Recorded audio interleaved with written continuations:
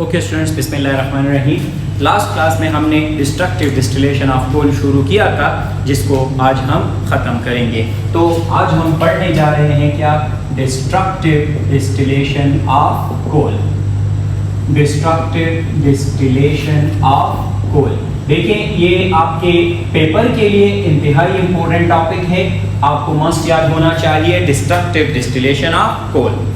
Destructive distillation of coal क्या होता है? आप लोगों को लास्ट क्लास में मैंने बताया था कि जब आप कोल लेते हैं, तो जब आप कोल लेते हो और कोल को आप हीट करते हो, heat in absence of what? In absence of oxygen.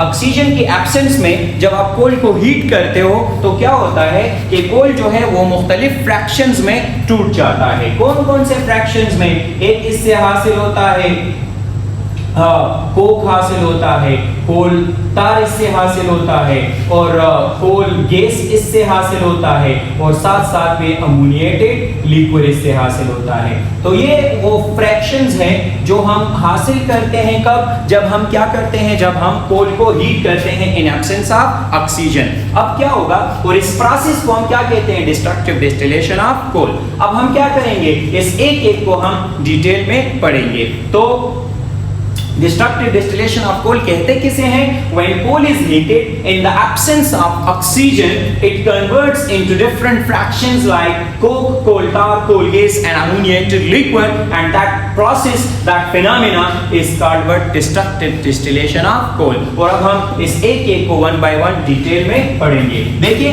पहले हम बात करते हैं किस चीज के बारे में? कोक के बारे में। तो मैं आपको समझाऊं। जब हम कोल लेते हैं ना, कोल, तो ये तो एक ब्लैक सॉलिड होता है, उसको हम हीट करते हैं ऑक्सीजन की गैर मौजूदगी में। तो इससे जो गैसेस है वो सारे इवॉल्व हो जाती है। कोल जो है ना, ये इसमें बहुत सारी चीजें होती है। तो जब आप इसको हीट करते हो ना, गैसेस जो इसमें मौजूद होती है वो इससे इवॉल्व हो जाती है, वाटर वेपर्स इवॉल्व हो जाते हैं, बहुत सारी चीजें इवॉल्व हो जाती है। तो जो आखिर में जो थोड़ा सा रह जाता है, सारी इंप्यूरिटीज, सारी गैसेस, बाकी सारी चीजें चली जाती है, और जो प्योर चीज आपके पास रह जाता है उसको हम क्या कहते हैं? कोक कहते हैं। तो कोक जो है, it is the residue of coal. Coke is what? The residue of coal. ये क्या है?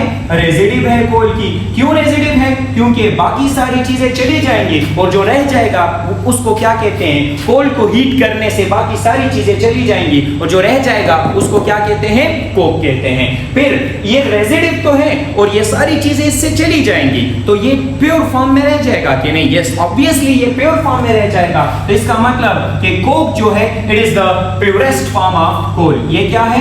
ये प्योरेस्ट फॉर्म ऑफ कोल है। ओके, अनदर पॉइंट भी आपके पास आ गया कि it is the pure form of coal.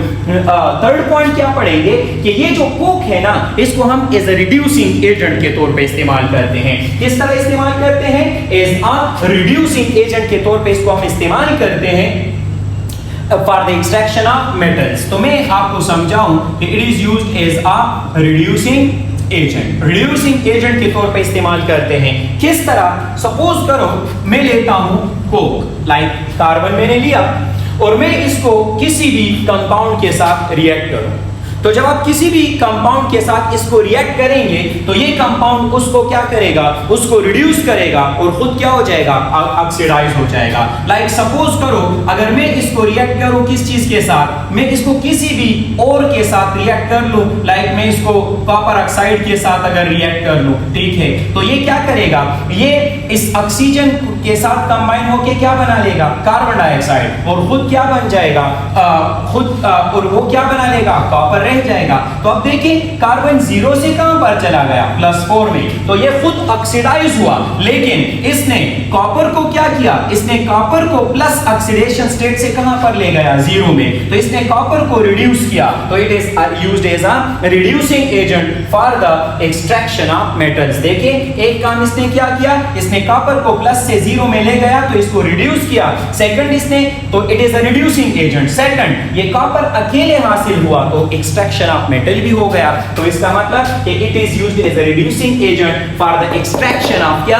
Metals from their ores. बात समझ रहे हो ना? ओके, ये तो आ गया कोक के हवाले से। कोक के बाद जो सेकंड पॉइंट इसमें है वो क्या है? वो कोलटार है। तो अब जरा कोलटार का अगर हम जिक्र करें तो बस इसकी बातें बहुत आसान है। कोलटार जो है ना, coal tar it is a mixture of large number of organic compound. इसमें बहुत सारे ऑर्गेनिक कंपाउंड जो है वो मिक्स हुए होते हैं।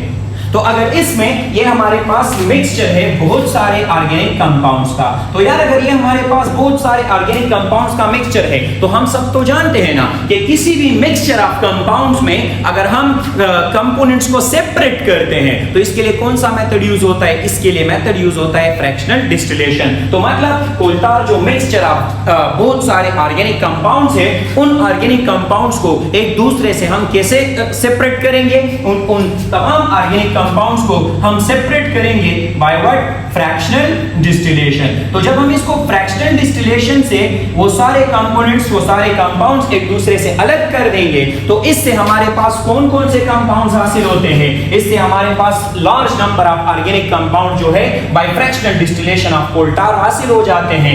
लाइक आप कह सकते हो ज़ाइलिन हासिल होता है, फिनोल हासिल होता है, बेंजीन हासिल होता है, टॉल्यूइन, एसिटाइलिन, मैसिटाइलिन, मतलब बहुत सारे आपके पास जो है ऑर्गेनिक कंपाउंड्स इससे हासिल हो जाते हैं बाय फ्रैक्शनल डिस्टिलेशन ऑफ क्या? कोलटार। तो अब ये जो कंपाउंड्स हासिल होते हैं ना, एक्सेट्रा एक्सेट्रा बहुत सारे हैं, लेकिन ये जो कंपाउंड्स हासिल होते हैं ना, इन कंपाउंड्स को फिर हम इस्तेमाल करते हैं किस चीज में? फॉर मेकिंग परफ्यूम्स को बनाने में यूज होते हैं, कपड़े बनाने में यूज होते हैं, फर्टिलाइजर्स में, प्लास्टिक्स में, ड्रग्स में, मतलब ये बहुत सारे कंपाउंड्स को प्रिपेयर करने में क्या होते हैं? यूज होते हैं। तो हम क्या लिखेंगे इसमें कि they are used for making क्या?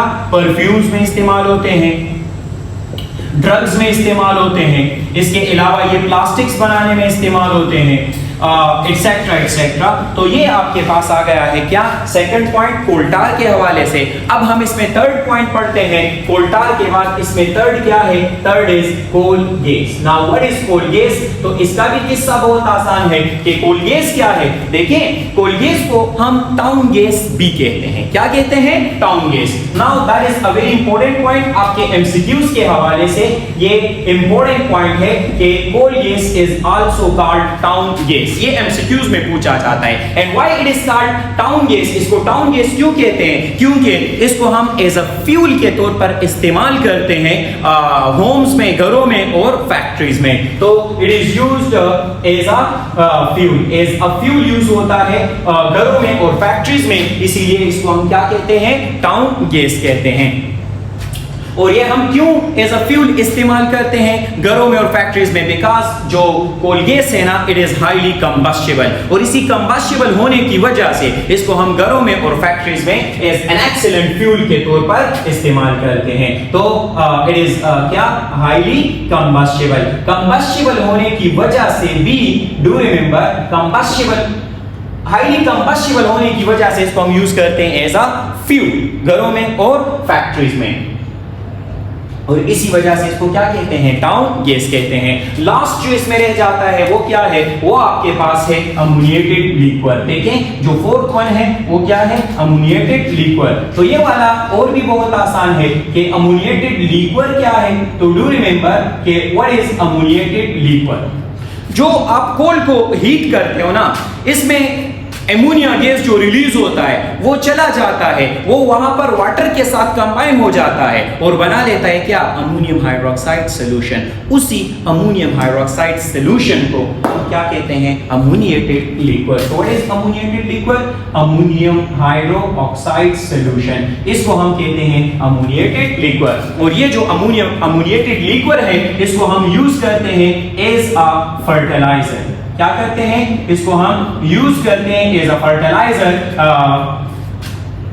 फर्टिलाइजर्स के तौर पर इसको इस्तेमाल करते हैं। मतलब ये अमोनियम हाइड्रोक्साइड जो है, ये जब कंबाइन होता है सल्फ्यूरिक एसिड के साथ, या ये अमोनियम हाइड्रोक्साइड जो है जब ये कंबाइन होता है फास्फोरिक एसिड्स के साथ, तो ये इनके साथ कंबाइन होकर डिफरेंट फर्टिलाइजर इससे तैयार होते हैं। कैसे? जब ये अमोनियम सल्फ्यूरिक एसिड के साथ कंबाइन होंगे तो ये बनाएंगे अमोनियम सल्फेट। क्या बनाएंगे? Ammonium sulphate. और जब ये फास्फोरिक एसिड के साथ कंबाइन होंगे तो फिर ये बनाएंगे क्या, अमोनियम फास्फेट। तो ये अमोनियम क्या बनाएंगे, ये अमोनियम सल्फेट बनाएंगे और अमोनियम फास्फेट्स बनाते हैं। और ये जो है ये क्या है, ये फर्टिलाइजर्स है।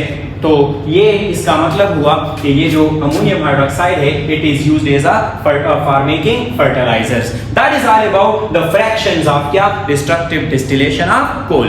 अब हम क्या करते हैं, अब हम ऐसा करते हैं कि एक नया टॉपिक पढ़ते हैं और ये जो नया टॉपिक हम पढ़ने जा रहे हैं ये एक और इंतहाई इंपॉर्टेंट शॉर्ट क्वेश्चन है जिसको हम कहते हैं क्या, conversion of coal into petroleum. क्या, conversion of coal into petroleum, कि आप कोल को पेट्रोलियम में कैसे कन्वर्ट करते हैं। तो let's talk about conversion of coal into petroleum. देखें, कोल को हम पेट्रोलियम में कन्वर्ट करते हैं एफटी प्रोसेस। किस प्रोसेस से, एफटी प्रोसेस से। What is mean by FT process, Fischer Tropsch process. FT का मतलब है फिशर ट्रॉप्स प्रोसेस। तो इस प्रोसेस से हम कोल को कन्वर्ट कर सकते हैं किसमें, पेट्रोलियम में। कैसे, फिशर ट्रॉप्स प्रोसेस में हमारे पास मेनली दो स्टेप्स होते हैं। एक होता है क्या, गैसिफिकेशन, एक होता है क्या, गैसिफिकेशन, और दूसरा क्या होता है, दूसरा हमारा होता है हाइड्रोजिनोलिसिस। तो एक है गैसिफिकेशन और दूसरा है क्या, हाइड्रोजिनोलिसिस। इन दो स्टेप्स में हम कोल को कन्वर्ट करते हैं पेट्रोलियम में। कैसे कन्वर्ट करते हैं, so let's talk about this. देखिए, गैसिफिकेशन के प्रोसेस में क्या होता है, बहुत आसान तरीका है। आप स्टीम लेते हो, स्टीम मतलब water in the form of vapours या गैसियस फॉर्म में वाटर लेते हो और स्टीम को आप पास करते हो किससे, कोल से। तो जब आप कोल से स्टीम को पास करते हो तो इससे हमारे पास एक मिक्सचर बनता है किस चीज का, कार्बन मोनोऑक्साइड का और हाइड्रोजन गैस का।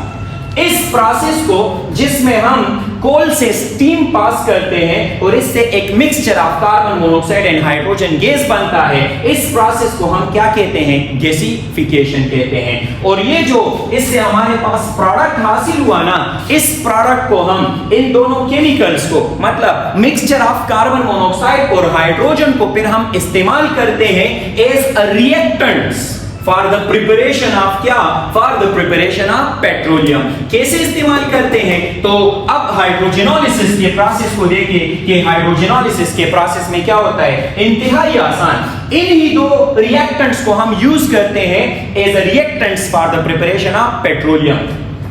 और हाइड्रोजिनोलिसिस के स्टेप में होता क्या है, इसमें कार्बन और ऑक्सीजन के दरमियान में ट्रिपल बॉन्ड होता है, दो कोवेलेंट बॉन्ड और एक कोऑर्डिनेट कोवेलेंट बॉन्ड होता है। तो असल में जब इन दोनों के दरमियान बॉन्ड ब्रेक हो जाता है और कार्बन के दरमियान बॉन्ड बन जाता है, तो in hydrogenolysis process the carbon oxygen bond breaks and the carbon carbon bond is formed by the induction of क्या, हाइड्रोजन गैस। इस प्रोसेस को हम क्या कहते हैं, इसको हम कहते हैं हाइड्रोजिनोलिसिस, जिससे हमारे पास हाइयर अल्केन्स बन जाते हैं और इस स्टेप को हाइड्रोजिनोलिसिस कहते हैं। कैसे, देखिए यहां पर ये जो दो रिएक्टेंट्स आए हैं ना, चलो मैं आपको इसके तैयार नोट्स बताता हूं, इसको समझे। पहले तो ये मैंने जो लेक्चर आपको पढ़ाया, ये जो पॉइंट्स लिखवाई, ये जो चीजें समझाई, तो ये आपके पास आ गए हैं इसके तैयार नोट्स। सही है, तो आप जब पेपर में लिखोगे तो पेपर में लिखने के लिए ये आपके पास तैयार नोट्स है। ये पेपर में आप इस तरतीब में इसी तरीके से लिखेंगे,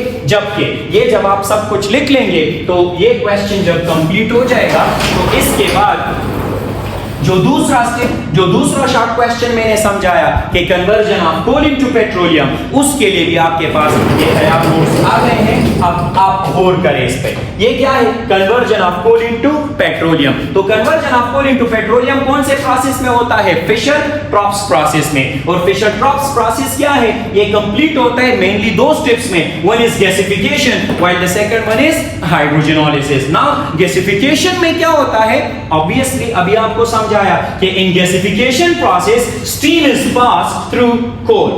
and a mixture of carbon monoxide and hydrogen gas is obtained, जिस मिक्सचर को हम यूज करते हैं as a reactants for the preparation of क्या, for the preparation of petroleum, and this process is gasification।